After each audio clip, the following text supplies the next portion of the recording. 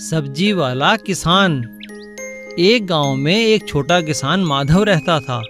उसका एक छोटा सा खेत था जिसमें वह सब्जियां उगाता था। वो हमेशा अपने खेत में देसी खाद ही डालता था। उसने कभी भी रासायनिक खाद का इस्तेमाल नहीं किया। इसीलिए उसके खेत में काफ़ी कम सब्जियां होती थी, मगर वह सब्जियां बहुत ही स्वादिष्ट होती थी। वही सब्जियां वह गांव में बेचकर अपना गुजारा भी करता था। एक दिन माधव का दोस्त गगन उससे मिलने आया। माधव, तुम्हारा खेत तो काफी बड़ा है, पर इसमें सब्जियां इतनी कम क्यों है? गगन, मैं अपने खेत में पूरी मेहनत से काम करता हूँ, पर फिर भी फसल कम होती है, न जाने क्यों। लगता है तुमने खेत में कीटनाशक और रासायनिक खाद नहीं डाले। नहीं भाई, मैंने तो कभी नहीं डाले। सुना है उनसे काफी नुकसान होता है। अरे नहीं भाई, ऐसा नहीं है। सभी किसान यही डालकर तो अपनी फसल बढ़ाते हैं, तुम भी ऐसा ही करो। गगन की बात मान माधव ने भी अपने खेत में कीटनाशक और रासायनिक खाद डालने शुरू किए। अब उसकी फसल भी अधिक होने लगी और उसका मुनाफा भी बढ़ गया। एक दिन माधव को घर से फोन आया कि उसका बेटा बीमार पड़ गया है। जब वो अस्पताल पहुंचा तो डॉक्टर ने कहा, लगता है तुम्हारे बेटे ने कोई जहरीली चीज खाई है, इसीलिए यह बीमार हुआ है। लेकिन डॉक्टर साहब, मेरा बेटा तो घर का ही बना खाना खाता है और सब्जियां भी अपने ही खेत की हैं। ओहो, अब समझा, यह सब रासायनिक खाद की वजह से हुआ है। अब माधव समझ गया कि कीटनाशक और रासायनिक खाद से ही उसका बेटा बीमार पड़ा है। उस दिन के बाद से माधव ने कभी खेत में कीटनाशक और रासायनिक खाद नहीं डाले। अब वह पहले की तरह ही देसी खाद डालने लगा और फिर से उसके खेत में स्वादिष्ट सब्जियां उगने लगी। सीख: लालच में आकर किसी की सेहत से खेलना ठीक नहीं है। गन्ने का रस। एक गांव में राम कुमार नाम का एक व्यक्ति रहता था। वो गन्ने का रस बेचता था। उसके गन्ने का रस बहुत ही मीठा और स्वादिष्ट होता था, पर वह खुद बहुत ही कड़वा बोलने वाला और झगड़ालू व्यक्ति था। राम कुमार, तुम्हारे दुकान के गन्ने का रस पीने में बहुत मजा आता है।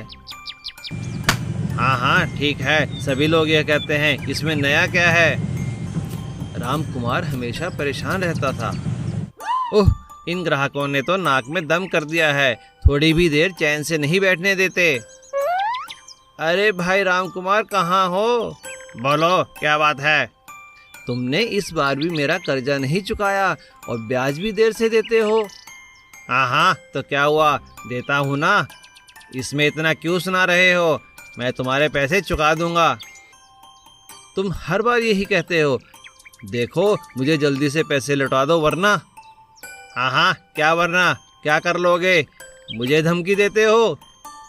तो लो, मैं आज से तुम्हारे पैसे चुकाने से मना करता हूँ।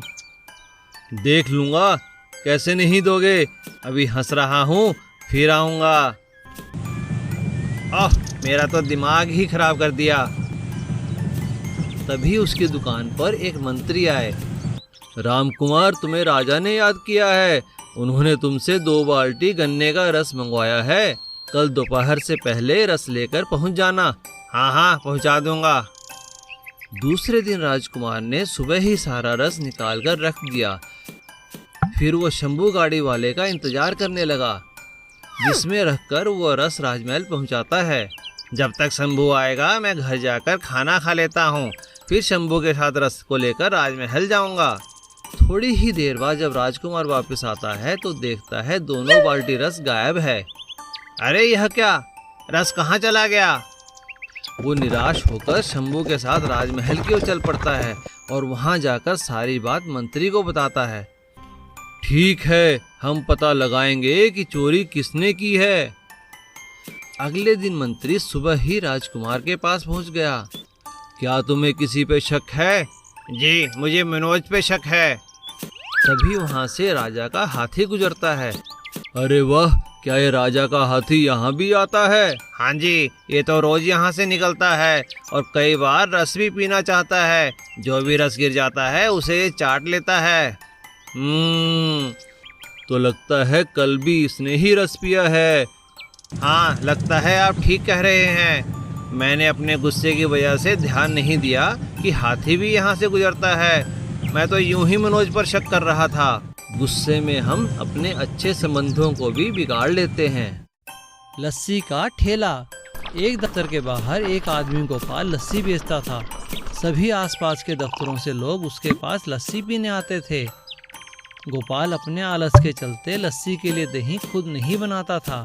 वो एक दूध बेचने वाले रघु से दही खरीदता था। रघु कभी उसे अच्छा दही देता तो कभी खट्टा दही देता।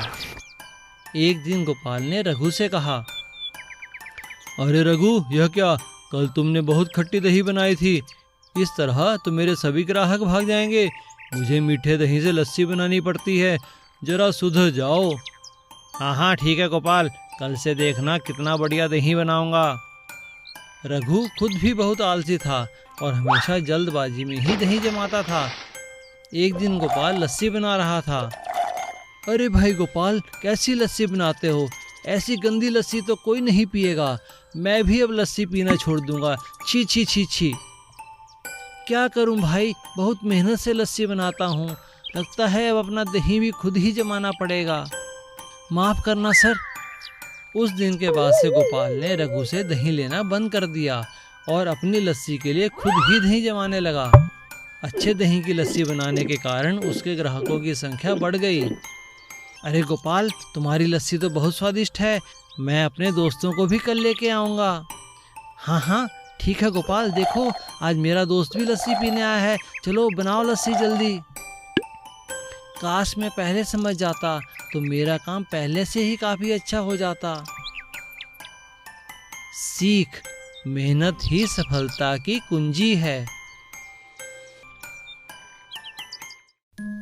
एक बड़े नगर के पास एक छोटे से गांव में बिरजू नाम का एक ग्वाला रहता था। उसके पास 2 गायें थी।